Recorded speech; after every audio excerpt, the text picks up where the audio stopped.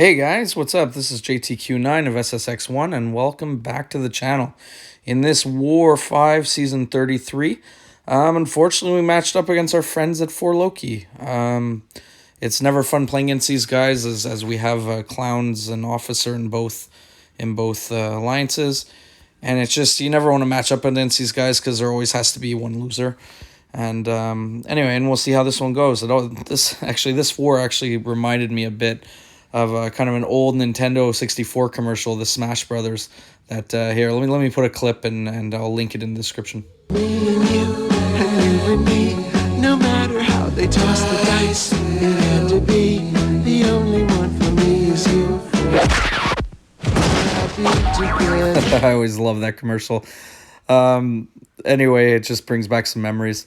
So what's new for this war is that I ranked for my Penny. So now a lot of those boring fights that I was taking with Void or some of the other ones should go a lot faster, and I'm super excited to have her there, despite being whatever Sega was, 134 in that range there.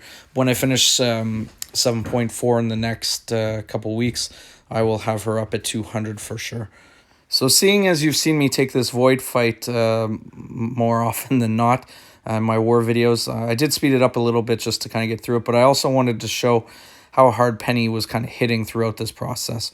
So again, and I apologize, I'm still a little bit under the weather. The family is doing a lot better, but I still have seem to have lost my voice a little bit. So I'm again going to try to get through this as pain-free as possible for you guys, and then we can continue moving on watching this content.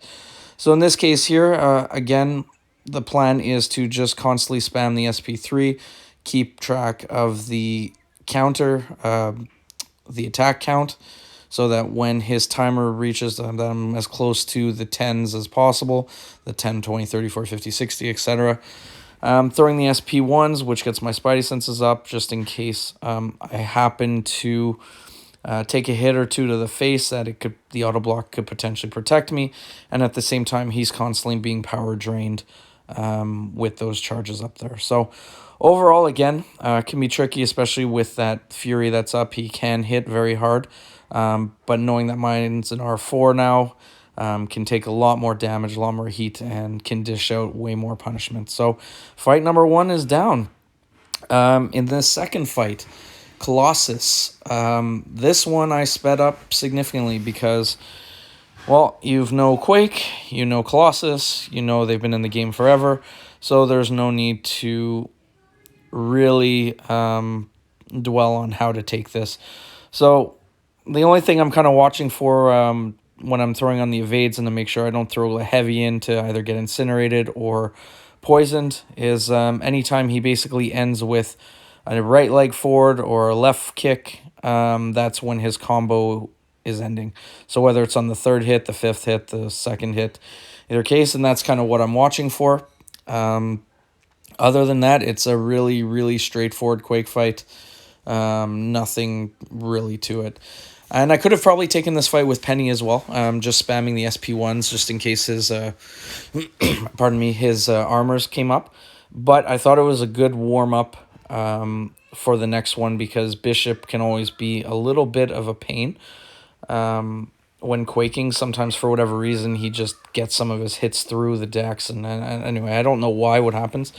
So I wanted to at least have a warm-up despite the duels and just and go. And truth be told, I was at a kind of a hockey tournament prior to, so there may have been some beverages that have happened. So despite being, relatively coherent with what's going on, I still wanted to make sure that everything was going to plan.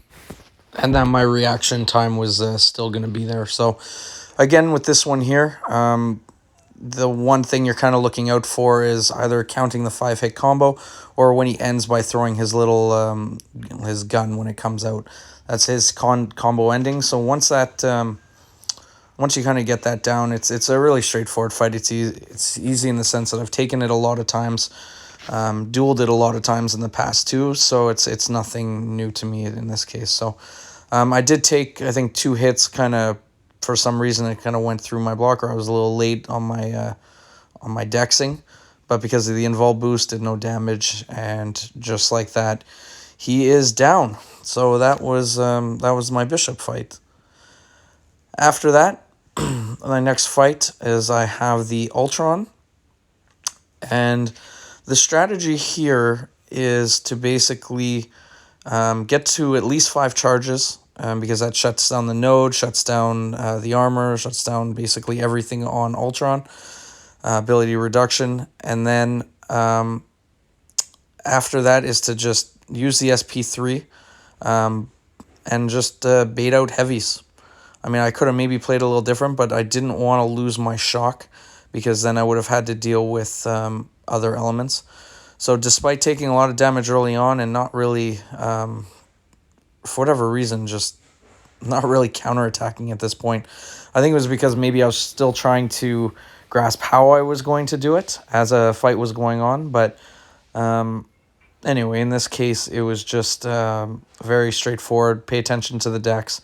Pay attention to his, basically evade his specials, so I'm not, taking shots to the face. Throw that SP3, which now every time I will throw hits on him, I have a chance of putting shocks on him, which will do additional damage, which is nice. But as you can see, my 20 charges are still up, which means it's basically shut down the node on him. So yeah, there's still regen you have to contend with, but he's not regenning very much. It's not the end of the world. Didn't want to go for the parry. I could have potentially done the 20 shocks and then doubled it with the SP2, but didn't really discuss this fight very much prior to taking it, so I didn't want to throw it and all of a sudden be stuck and something happen, and I just wanted to play it safe. Yes, was it a little bit longer of a fight because of that? Yeah, but again, being much safer for me, the most important thing is just getting the solo. So fortunately, in this case, took a lot of that block damage at the beginning, but as the fight wore on, still taking block damage, but at least was able to get him down relatively easy. So in this next fight, we have Weapon X. As you've seen, I've taken Weapon X basically in the hazard shift lane a lot, so I'm very, very, very comfortable. I could have taken this fight with Nebula as well, but I elected to go with Penny just because of how comfortable I am with her. And seeing as I'm used to playing him unblockable, keeping, when he's in his berserk mode, the strike counter really doesn't take effect because it just increases his block penetration. So as long as I'm not taking any hits or trying to block him anyway, I'm treating this as kind of a standard Penny fight, which is, at this point you have to get some sort of intercept. Once he gets past a bar or two of power, get the SP1 so you can get the Spidey charges up. Although that point there, I kind of mistimed it. So anyway, I was just excited to see how his health was going down and the beating I was putting on without even doing a proper Penny cycle. So that was kind of the fun thing with this. So, and being ultra aggressive, you can do 4-hit combo backdrafting. And then I think when I do eventually get to my SP2, he's basically already dead anyway. So overall, again, very comfortable fighting Weapon X, and ended with a full yellow bar of power. So that was essentially my war. So in this particular one, we ended up losing our battle group. We beat them last time, but this time they ended up beating us again. But we did get the victory, which was always nice. Like I said, it's tough because you're playing against friends, you're playing against guys where we're in both alliances, but with Clown. But always good to put a win. We needed that because we were on kind of a little bit of a losing streak. But at least now back in the winners column, and we'll see who we're matched up next in war number 6. See what kind of fights, and hopefully I get to use Penny again, as she's way more fun now to play at R4. So thanks again for watching, and we'll see you on the next one.